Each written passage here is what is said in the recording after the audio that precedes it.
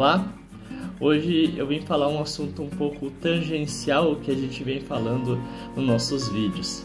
Hoje a gente vive num mundo muito fácil, né? Um mundo tangencial, onde que se tudo é fácil, onde se tem informação na palma da mão, informação a 140 caracteres, informação em 15 segundos de vídeo, informação, muitas delas desvirtuadas, parciais ou até fake news, né? Então, isso tem me preocupado ao longo do tempo e não é de hoje que isso vem acontecendo. Então, muitas pessoas hoje estão optando em receber informações de vídeos curtos, de mensagens curtas, de memes. Isso é muito legal quando você quer transmitir uma mensagem pontual e atingir um certo público que em alguns momentos você não conseguiria atingir. Mas por outro momento, esse tipo de influência ele pode não se tornar assim tão positivo. Então eu gostaria de trabalhar essas questões aqui com vocês. Olá, eu sou Ezequiel Eredin, professor e conduzo o projeto do portal O Extensionista, um portal de informações sobre a área de extensão rural. Esse processo, ao longo do tempo, ele foi incentivado muito pelas redes sociais, né? Em 2010 houve a efervescência do Twitter, né? Que fazia você condensar sua mensagem em 140 caracteres. O Twitter já se reorganizou. Agora, mais recentemente, a gente tem aí as redes sociais, que tudo se transformou. No Instagram, por exemplo, se transformou em um determinado momento em banners. Então você passaria uma mensagem curta em forma de banners.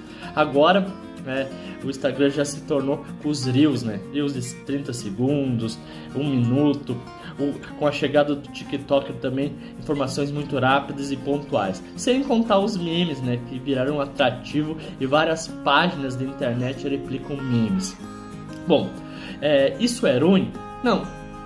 Teoricamente, muitas dessas páginas, inclusive, trazem informações muito bacanas. E isso que é o bacana, você ter informações precisas, curtas, para atingir o público que você quer. O grande problema que está por trás disso, e que a gente não está debatendo, é que essas informações são rasas, e elas são pontuais, e elas não dão conta do todo. E para dar conta do todo, é preciso estudar. E a gente sabe que estudar não é uma tarefa assim tão fácil.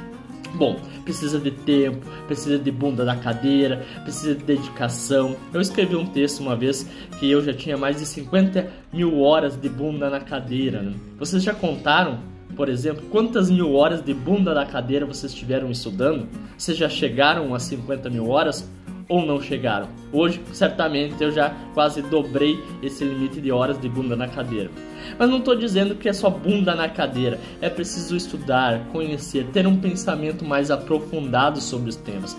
Porque senão a gente fica muito influente do que se acontece nas redes sociais. E essa informação curta, ela não é bom para a ciência, não é bom para o desenvolvimento da sociedade. Porque a gente se limita a debater coisas curtas, em que os contextos são muito mais complexos.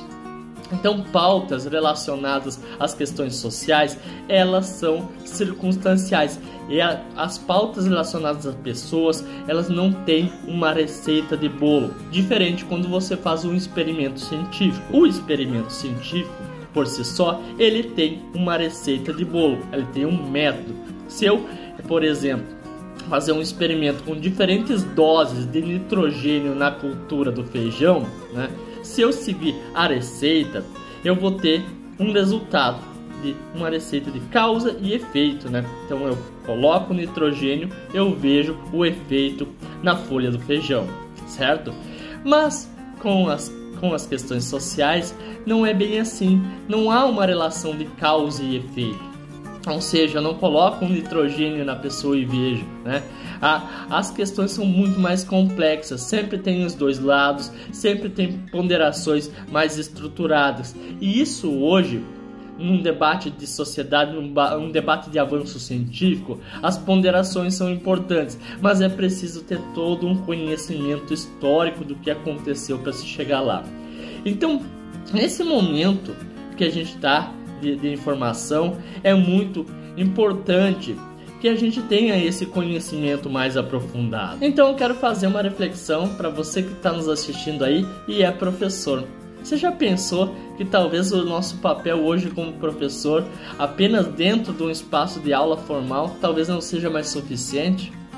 Talvez o professor hoje, ele deveria também estar pensando em popularizar o conhecimento científico que ele coloca dentro da sala de aula para mais acesso às pessoas. Bom, se a gente for pensar, de fato, tem muita gente apresentando conhecimento aí nas redes sociais que talvez não tenha as habilidades corretas ou interesses pautáveis numa prática pedagógica importante.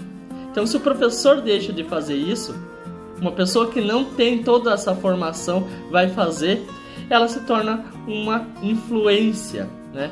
Se torna um influencer. E aí o professor perde, de fato, talvez a sua credibilidade no momento em que se pauta num cara que tem muitos seguidores, com um professor que está dentro de sala de aula colocando toda uma teoria, um contexto histórico. Aí eu pergunto, seria talvez importante que os professores também ingressassem nesse mundo digital ou não seria importante? Será que nós professores não temos que pensar em colocar essas informações também no mundo virtual? Ou ficar dentro do próprio gueto, que é o gueto das escolas, das instituições, das universidades? Qual seria o melhor papel? O professor estar mais disponível nas redes sociais, gravando vídeos, colocando os seus anos de estudo e complemento à disposição da sociedade, ou não, o conhecimento ficar disponível apenas dentro das escolas, das faculdades, das universidades? Qual seria a melhor estratégia? Porque de fato, pensa-se que por mais que as pessoas tenham acesso à informação, nem sempre essa informação se transforma em conhecimento, que é uma pauta super importante. Então eu convido você, professor, a refletir qual é o papel didático do professor e qual é o local que o professor deve estar. O professor deve estar dentro da sala de aula ou o professor deve estar dentro da sala de aula e também dentro do mundo virtual? E sabemos que tem muitos professores que também têm esse receio da questão da imagem, da questão de se colocar exposto ao público e ser mal interpretado, ser até de certas vezes criticado por posições que de fato históricas dentro das ciências. Mas a gente abdicar de fazer isso, será que a gente não está abdicando do nosso papel de formação, nosso papel de agente de desenvolvimento? Porque, querendo ou não, o professor é um agente de desenvolvimento ao momento que ele forma e dá informações na formação das pessoas, né? Na formação dos futuros profissionais. Fica aqui essa reflexão. Deixamos então a cargo das redes sociais, de todas as pessoas que têm um celular na mão, passar essa informação, ou trazemos os professores também para esse debate aqui no mundo virtual, trazendo as questões que são debatidas em sala de aula para o mundo virtual? É uma questão importante se pensar. E aí, professor, qual é a tua posição sobre essa questão? Comenta aí e vamos dialogar?